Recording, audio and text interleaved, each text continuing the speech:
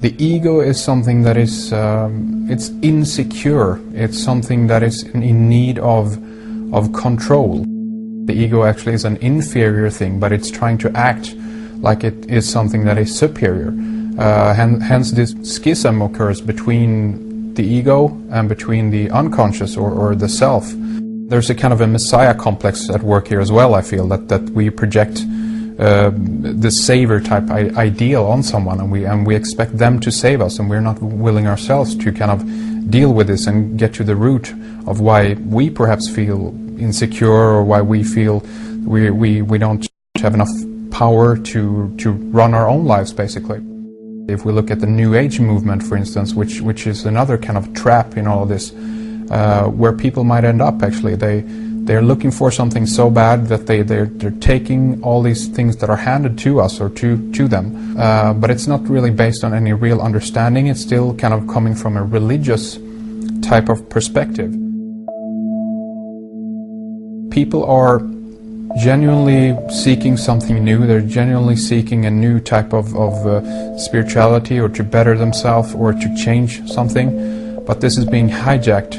And what they actually do is that they lead you into another type of group mentality, or a new age religion, whatever it is, and people still are not able to kind of really break free from that and follow their own journey or their own path, which I think is very important in all of this.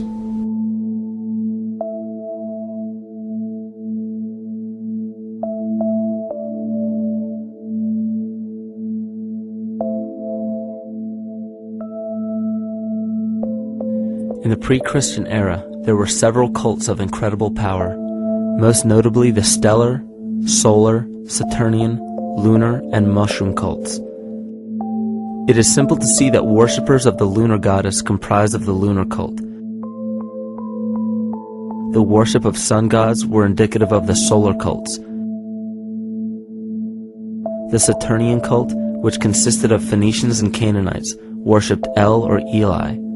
The biblical exodus of the Hebrews from Egypt showed that they entered Canaan and merged the lunar cult of Isis, the solar cult of Ra, and the Saturnian cult of El to form Isis, Ra, El. Israel.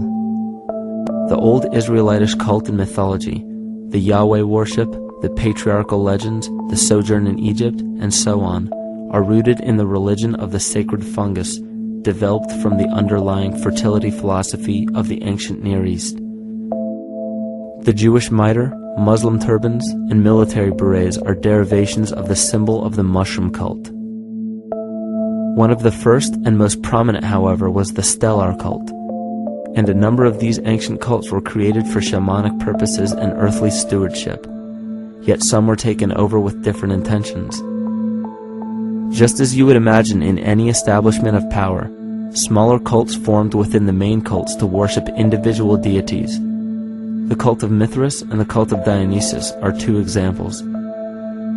You still today can see the Mithraic or Phrygian cap on the symbol of the seated Liberty dollar, the coat of arms of many countries, the reverse side of the flag of Paraguay, the seal of the United States Senate, and even involved in the solar cult holiday that we now call Christmas. In the cult of Dionysus, many festivals were celebrated, such as the Greater Dionysia, celebrated in Athens around the spring equinox. The foremost event in this festival was the Thymelic contest, in which poets, musicians, and entertainers performed in an open-air theater. Musicians did not have to pay taxes, and members of the Artists Guild did not have to participate in military affairs. The cult of Dionysus is still alive to this day as the entertainment industry.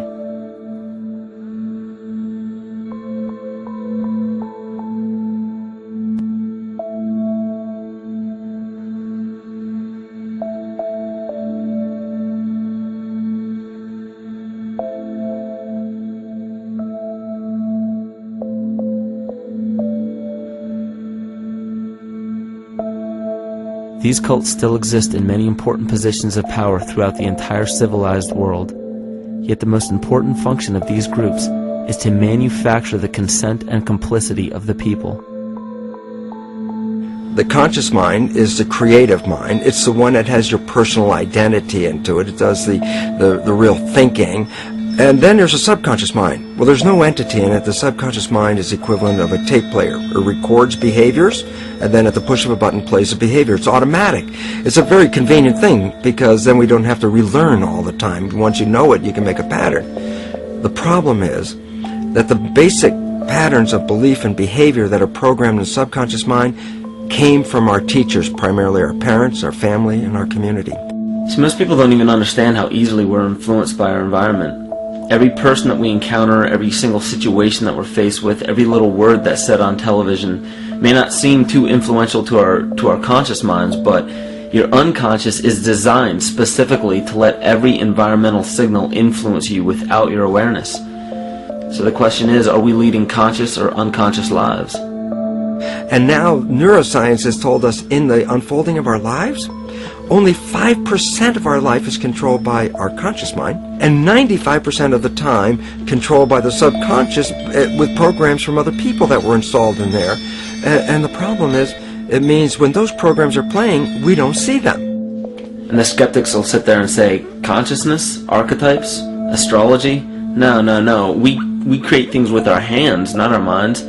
Archetypes aren't physical. They can't influence me.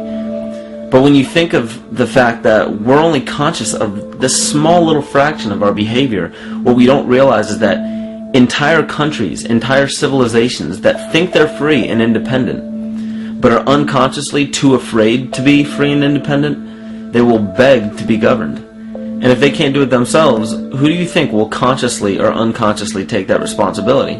It usually ends up being that strong, masculine, animus archetypal figure. When we think we're in danger, we're not looking for our mother to nurture us. We want our father to protect us. And right on cue with the age of fear, this age of catastrophe, the age of this parasite, we see masculine domination. And one of the primary conduits for giving our responsibility and our conscious energy away is money.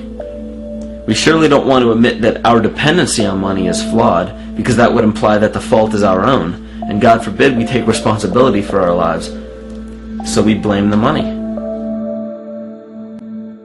This is the cornerstone of the entire illusion being built around us by the false ego. Money is said to be the root of all evil, yet it cannot be evil because money is only a symbol. Symbols carry only the faith and spirit of the observer. This means that the symbol of paper money evokes and surfaces the evil intentions and inherent flaw of our false ego. Money only exists because we agree to accept it as valuable. And to further illustrate our incapacity for freedom, we've given the control of our faith-based money to a private corporation instead of the federal government. There is no law stating that we have to use Federal Reserve notes as currency. We choose to because we fear the alternative: independence.